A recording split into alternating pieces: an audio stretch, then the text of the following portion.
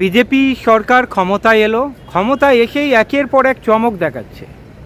BJP বলেছিল bulldozer চলবে, আর সত্যিই পশ্চিমবঙ্গে বুলডোজার চলছে। বিষয়ে কি বলবেন?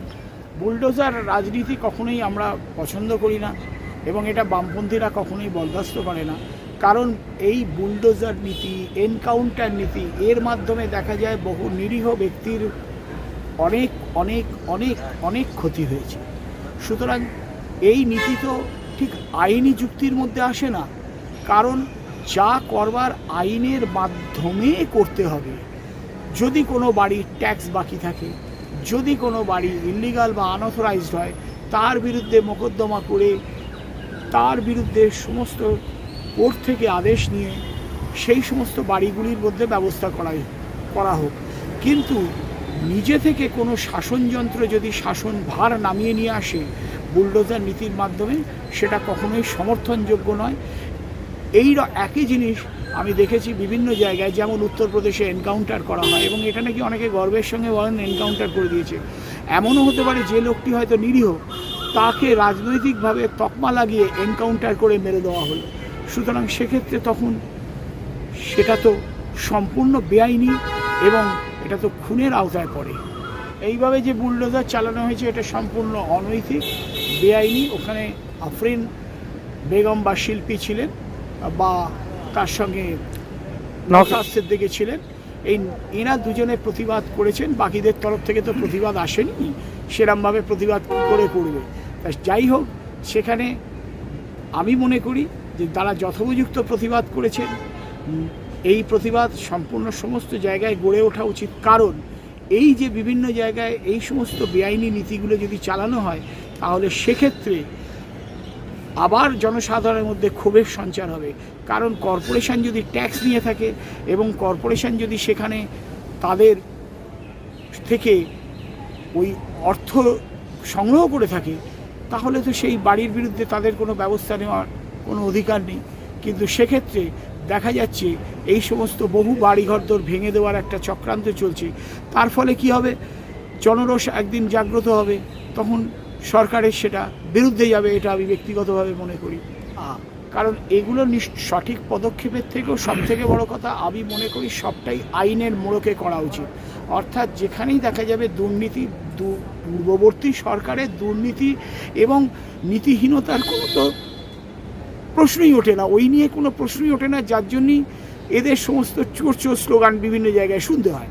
সেটা নিয়ে কেউ কোনো দ্বিমত নেই, কিন্তু সবটাই তো আইনের মাধ্যমে করতে হবে, আইনি রক্ষা কবচের মাধ্যমে করতে হবে। কারণ তা না হলে মানুষকে কি যুক্তি দেখাবেন? পরবর্তীকালে আরেকজন দল যদি চলে আসে এবং তখন আগের সরকার যদি এরকম কিছু করে থাকে, তখন সেগুলোকে তাহলে তো ভাঙাভাঙিরই কারবার চলবে, গড়ার কারবার কে করবে? সুতরাং আমি মনে করি যেগুলো অবৈধ সেগুলো নিশ্চয়ই ডেমলিশ করা উচিত, কিন্তু সবটাই আইনি সাহায্য নিয়ে, যেন লোকে বলতে না পারে আমরা বিচার চাইতে গেছিলাম কিন্তু বিচার কোথাও পাইনি, জোরসে আমাদের ওপর দিয়ে এইটা চাপিয়ে দিয়ে ভেঙে দেওয়া হয়েছে। সেই জন্য সব কিছু আইনের মাধ্যমে করাটাই আমি যুক্তিপূর্ণ বলে মনে করি। আচ্ছা, বিজেপি সরকার আসার পরে, শুভেন্দু অধিকারী মুখ্যমন্ত্রী হওয়ার পরে একাধিক ধামাক আমরা দেখতে পাচ্ছি।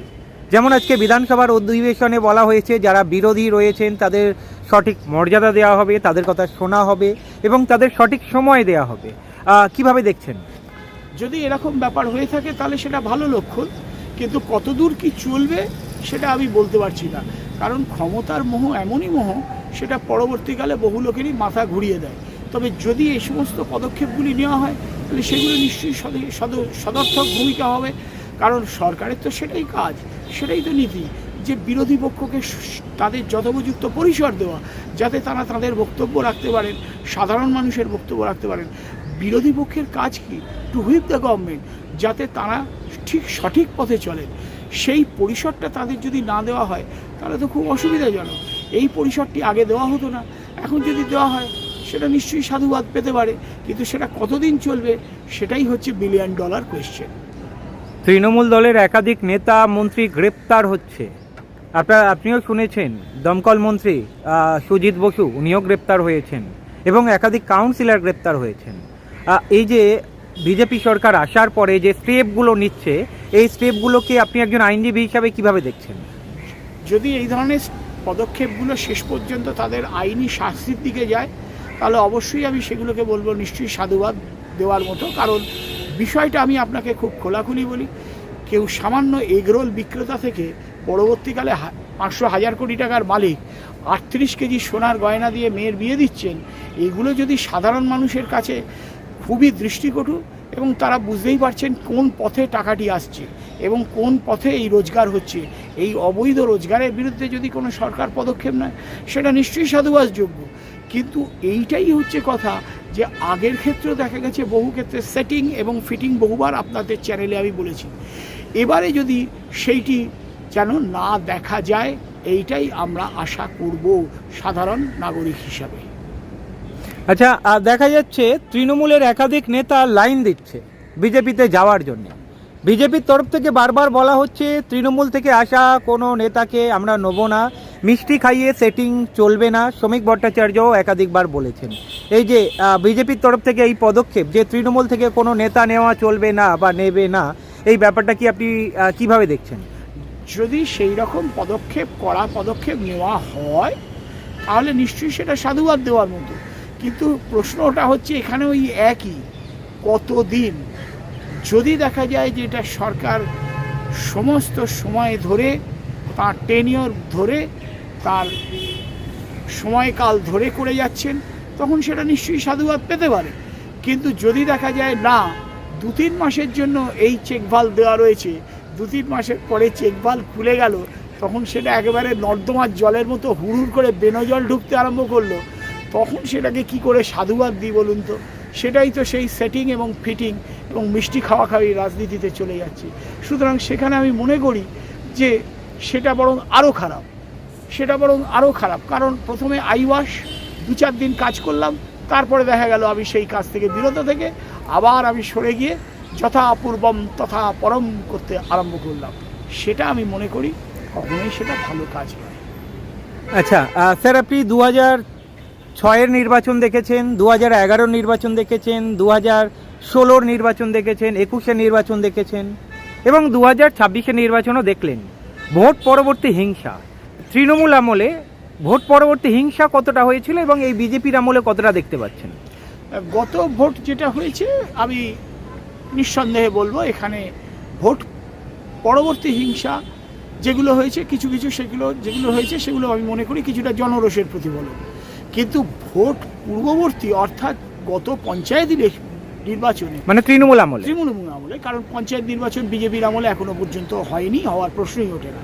তৃণমূল আমলে যা হয়েছে সেটা আমি মনে করি অস্বাভাবিক রকমের পোস্টপল ভায়োলেন্স। সব থেকে বড় কথা, আমি জন্তু জানোয়ারকে ঘাস চিবিয়ে খেতে দেখেছি, জন্তু জানোয়ারকে পাতা চিবিয়ে খেতে দেখেছি, কিন্তু কোনো মানুষ জেতবার জন্য ব্যালট পেপার চিবিয়ে খান, এ আমার দেখা একটা বিরাট অভিজ্ঞতা।